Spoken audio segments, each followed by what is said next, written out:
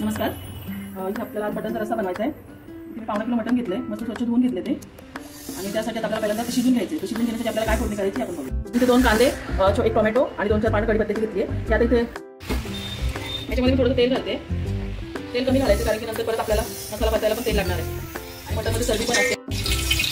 त्याच्यामध्ये मी कढीपत्ता टाकणार आहे. गरम झाले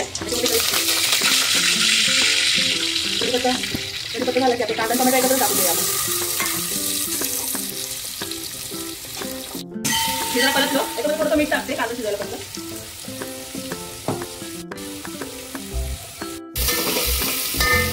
अजून कांदा नीट शिजला नाही, जरा कांदा नरम झाला त्याच्यामध्ये मला टाकायचं आपल्याला हळद टाकते मी. आपल्याला हळदी सोबत सोना कसं बनवून घ्यायचं ऍक्च्युली. मग याच्यामध्ये मी लाल मसाला वगैरे काहीच टाकत नाहीये. आता मी याच्यामध्ये मटण टाकते. व्यवस्थित परतून घेऊया.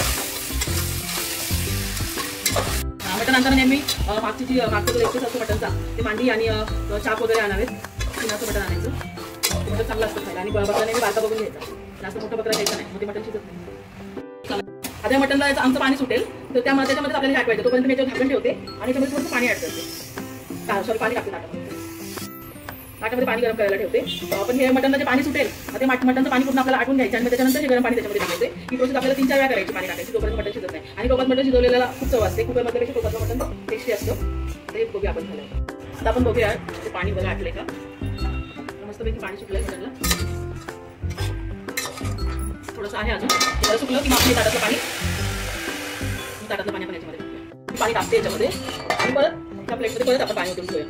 तर परत हे पाणी गरम झालं की परत पाणी याच्यामध्ये ठेवायचे आणि हे पाणी परत गरम झालं की परत त्याच्यामध्ये टाकायचं. आणि याच्यामध्ये आपल्याला गरमच पाणी टाकायचं, थंड करून नाही टाकायचं.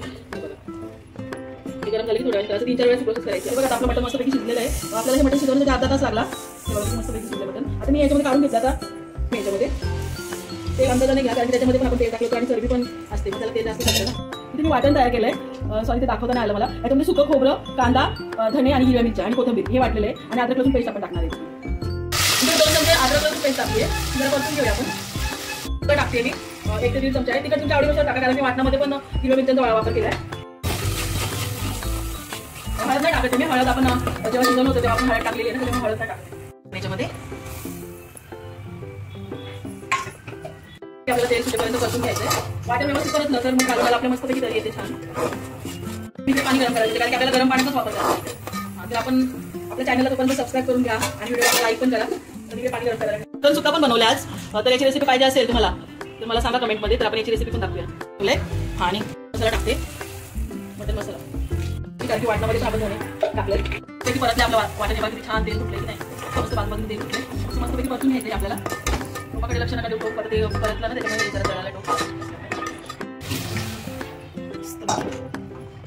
आपल्याला हवं तेवढं घट्ट पातळ आपण करू शकतो. गरम पाणी केले मी. मसाले वगैरे धुतलेलं पाणी जे आहे मिक्सरचं वगैरे ते सगळं धुवून याच्यामध्ये टाकणार आहे. नुसार करायचं आहे. त्याच्यामध्ये मला थोडंसं आणखी वाढवावं लागेल कारण की बाजूच्या भाकरी खायचं मसाला खायचं आहे. पाणी टाकते चवीनुसार मीठ टाकायचं. मग मी थोडंसं टाकलं होतं ना नंतर मला त्याच्यात टाकते. आणि इकडे मी एक सिक्रेट मसाला टाकणार आहे याच्यामध्ये. ते मी हा सिक्रेट मसाला टाकते याच्यामध्ये. तर तुम्हाला ह्या मसाल्याविषयी नाव किंवा माहिती काय हवी असेल तुम्हाला कमेंटमध्ये सांगा. विचारा मी सांगेल तुम्हाला. उकळी घ्यायची आपल्याला आणि स्लो गॅसवर 5 मिनिटं ठेवायची. खतखत उकळी आली याला की आपल्याला स्लो गॅसवर 5 मिनिटं ठेवायचं म्हणजे आपल्याला मस्त कट येईल. हे बघा आपलं मस्तपैकी काढून आलेलं आहे मटनचं. हे बघा आता मी मस्तपैकी याच्यामध्ये घेऊन भाकरी पण दाखवणार आहे तुम्हाला. आता मी भाकरी सुटते आणि चुरून हे मस्तपैकी प्लेट माझ्या मिश्रणासाठी करते मी. अशा प्रकारे मस्तपैकी कुस्करायची भाकरी आणि खायची. हे बघा तुम्ही पण अशा पद्धतीने मटनचं कालवण बनवून बघा.